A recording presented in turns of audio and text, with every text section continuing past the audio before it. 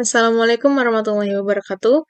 Kami dari kelas Banking 5B kelompok 7 akan mempresentasikan salah satu materi di mata kuliah analisis laporan keuangan. Adapun materinya yaitu pajak penghasilan. Sebelumnya, kami akan memperkenalkan diri dengan saya sendiri, Fatia Zahra dengan NIM 20050717176. Adapun dengan rekan saya yaitu Siti Zahra Boru Ginting dengan NIM 20050717037. Dan dosen pengampu kami yaitu Ibu Eva Malina Simatupang, SMSI. Berikutnya pembacaan materi akan dibacakan oleh saya. Pengertian PPh pasal 21.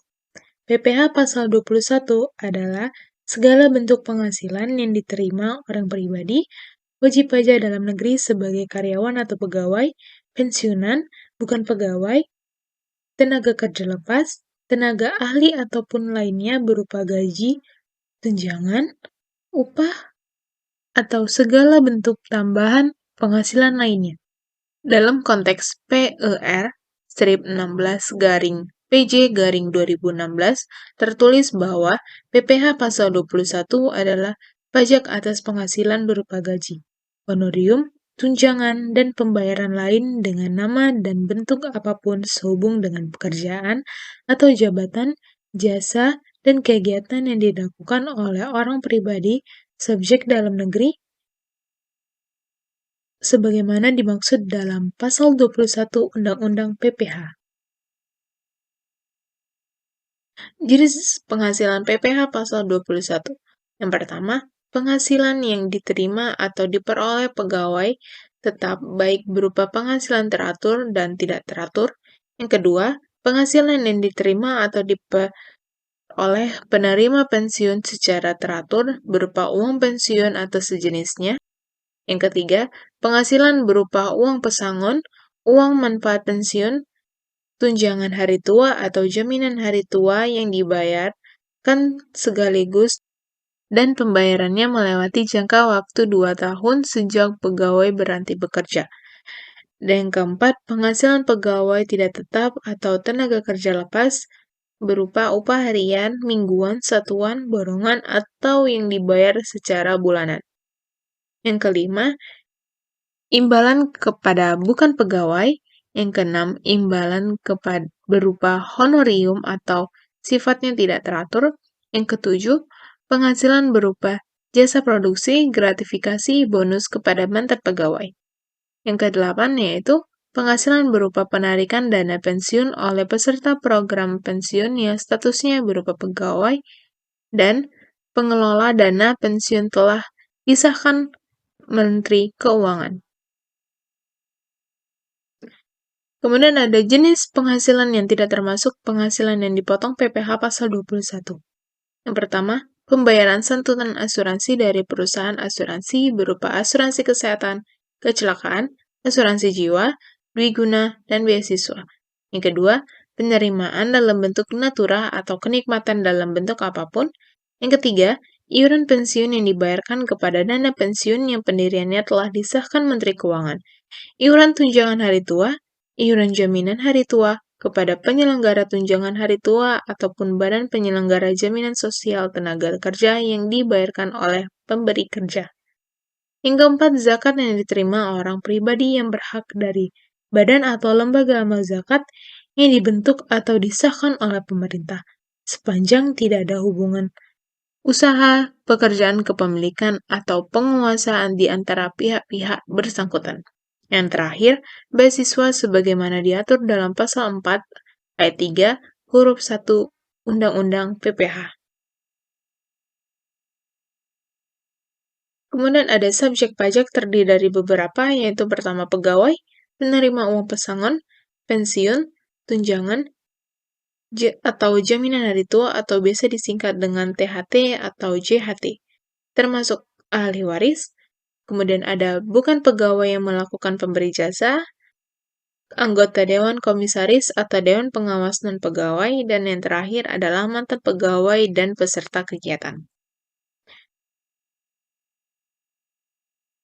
Kemudian ada beberapa objek pajak Yang pertama, penghasilan pegawai tetap, penghasilan teratur penerima pensiun, upah pegawai tidak tetap atau tenaga kerja lepas secara harian, mingguan, satuan, borongan, atau yang dibayar secara bulanan, pembayaran sekaligus uang pesangon, pensiun, THT, CHT selepas 2 tahun setelah berhenti bekerja.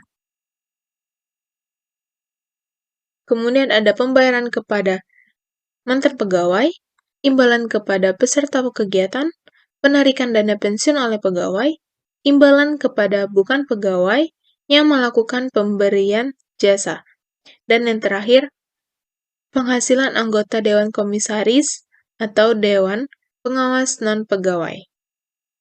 Untuk materi selanjutnya akan dibacakan oleh rekan saya, Siti Zara. Kepada Siti, saya persilakan. Terima kasih. Baiklah, saya akan membacakan materi berikutnya. Adapun lapisan tarif pajak yang pertama adalah 0 sampai dengan 50 juta, tarifnya adalah 5%. Kemudian di atas 50 juta sampai dengan 250 juta, tarifnya adalah 15%. Yang ketiga, di atas 250 juta sampai dengan 500 juta, tarifnya adalah 25%. Dan yang terakhir, di atas 500 juta, tarifnya adalah 30%. Kemudian, adapun perhitungan PPh pasal 21, yang pertama, Bapak Budi bekerja di PT A sebagai pegawai tetap. Beliau mendapatkan gaji pokok 5 juta per bulan dengan tunjangan transport dan makan 1 juta. Beliau belum berkeluarga dan tidak memiliki tanggungan. Berapa PPh 21 Bapak Budi pada bulan Januari? Yang pertama, penghasilan gaji pokoknya adalah 5 juta. Kemudian tunjangannya 1 juta. Adapun pengurangnya, biaya jabatan 5% dan PTKP-nya adalah 54 juta. Maka perhitungannya adalah sebagai berikut. Gaji pokok 5 juta, tunjangan 1 juta, maka ditambah menghasilkan penghasilan bruto yakni 6 juta rupiah. Kemudian pengurang biaya jabatan 5% dikali 6 juta sama dengan 300 juta. 6 juta dikurang 300 juta sama dengan 5.700.000, yakni penghasilan neto sebulan. Kemudian penghasilan neto setahun sama dengan 12 dikali 5.700.000 sama dengan 69 juta. Kemudian dikurang oleh PTKP 54 juta, menghasilkan penghasilan kena pajak setahun yakni 15 juta. Kemudian adapun PPh terutang selama setahun adalah 5% dikali 5 juta sama dengan 750.000. Kemudian PPh pasal 21 bulan Januari adalah 750 dibagi 12 bulan sama dengan 62.500. Adapun contoh yang kedua, Andi dan Lili merupakan pasangan suami istri yang memiliki 2 anak atau K2. Andi dan Lili masing-masing telah bekerja di perusahaan pemberi kerja yang berbeda dengan NPWP terpisah. Penghasilan neto Andi per tahun sebesar 120 juta rupiah, sedangkan penghasilan neto Lili per tahun sebesar 84 juta rupiah. Karena NPWP istri berbeda dengan NPWP suami, maka perhitungan PPh terutangnya digabung. Maka PTKP K1 atau 2 sama dengan 54 juta ditambah 54 juta ditambah tanggungan kawin ditambah tanggungan 2 anak sama dengan 121.500.000. Kemudian adapun penghasilan kena pajaknya atau PKP sama dengan penghasilan Andi ditambah penghasilan Lili yakni 120 juta ditambah 84 juta sama dengan 204 juta rupiah. Kemudian adapun PPh yang harus dibayarkan adalah 204 juta rupiah dikurang 121.500 sama dengan 82.500. Kemudian untuk tarif pajaknya yakni 5% dikali 60 juta sama dengan 3 juta.